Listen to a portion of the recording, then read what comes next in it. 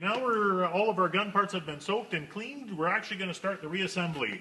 During reassembly, we use the fusion grease exclusively, just because of the fact that it does not react with the isocyanates, so it's not going to cause you any problems with the gun itself, as well as it is a low viscosity grease, so make sure that that gun's going to operate freely. There's not going to be any restriction due to a thick grease binding parts inside. We start by putting a small dollop of grease onto the work surface, and that way we can just kind of dip our fingers in and smear it around the O-rings as we do the reassembly on the gun. So to begin with, we're going to install the muffler back into the bottom of the gun handle. And just to recap, we do need a 1/2-inch wrench to insert this and tighten that back up.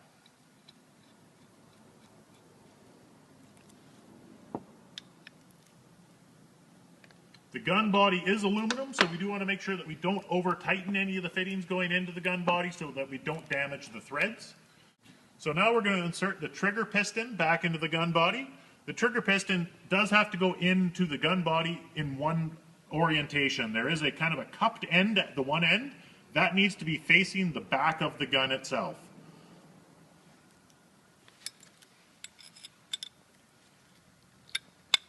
And we just use a little tool to give that a push and make sure that it's fully seated into the gun body.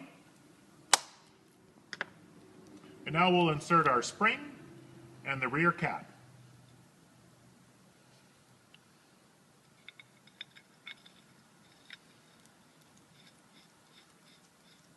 And again, tightening the rear cap does require a 1-inch wrench, and also be cautious not to over-tighten this fitting. Now we're going to insert the air piston into the back of the gun body, and again we're going to apply some grease to the O-rings just to make sure that this is going to slide freely within the gun body.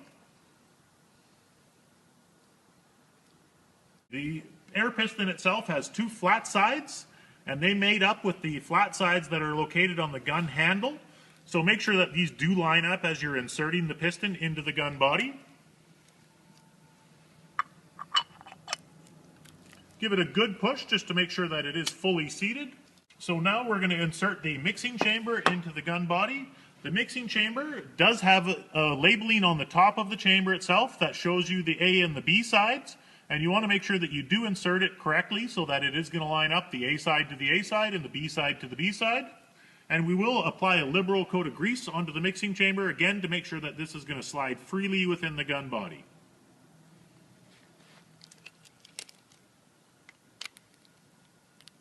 And again, now you can see that the writing is facing upwards on the gun handle.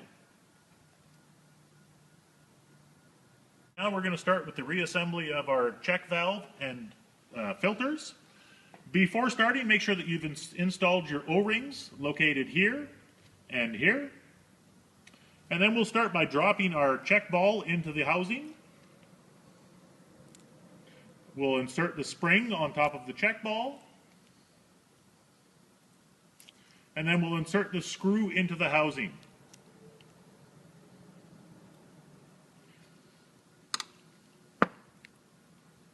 Now when inserting the screw, make sure that you do not screw the screw down as tight as it possibly will go. Essentially what we want to do is make sure that the screw is level with the surface of the housing itself. If you screw the screw down too deep, you can actually restrict the flow of the material through the gun, which can cause pressure imbalance issues on the machine. Now we'll insert our filter screen over top of the housing. And now our check ball and filter screen is ready for insertion into the main gun fluid section.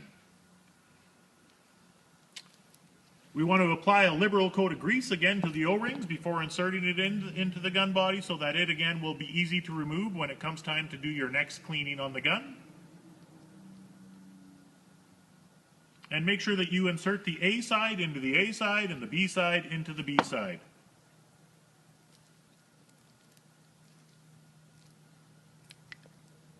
And now we'll insert our A side check ball.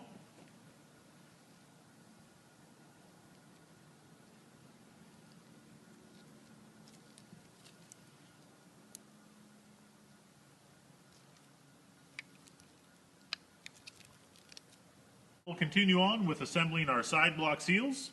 So to begin with, we're going to install the O-rings back onto the housing.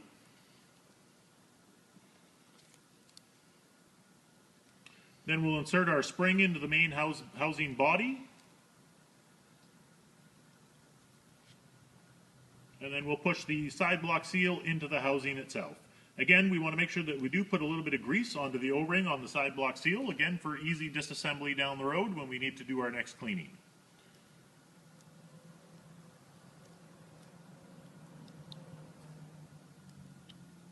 Now we're going to put our side block seal into the main gun body. Again, putting a good liberal coat of grease over top of the O-rings and making sure that we put the A side into the A side and the B side into the B side.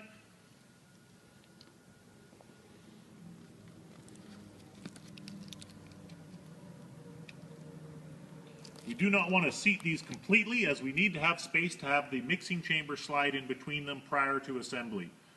Now we'll insert the B or the A side.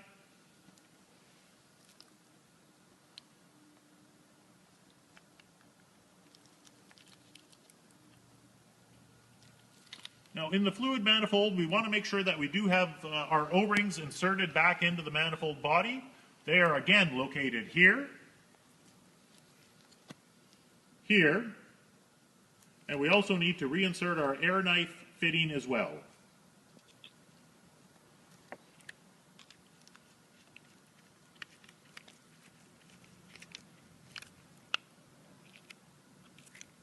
With the air knife, we generally start by bottoming that fitting out completely and then coming back out about a quarter of a turn just to make sure that we do get some airflow, and then we will adjust the air knife once we actually start to use the gun to get it into the perfect position. Now we're going to take the main fluid section and we're going to slide it onto the gun body over top of our already installed mixing chamber.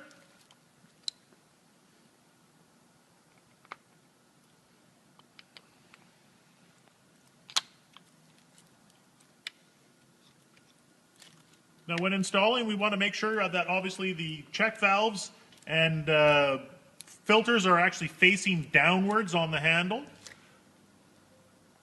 And this fitting here just needs to be hand tight. Now we're going to insert our retaining ring for the side block seals.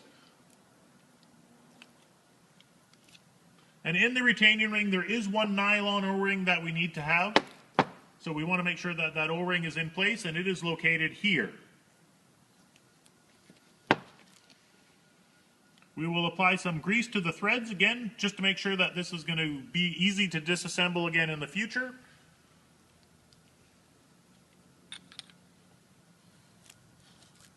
And again, this fitting is just installed hand tight. And the last piece that we need to install on the gun is going to be our air cap.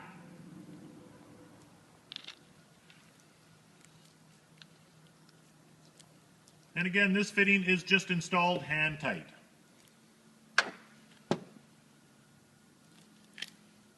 Now that we've got our gun completely assembled, we will reattach it to the fluid manifold on our hose set.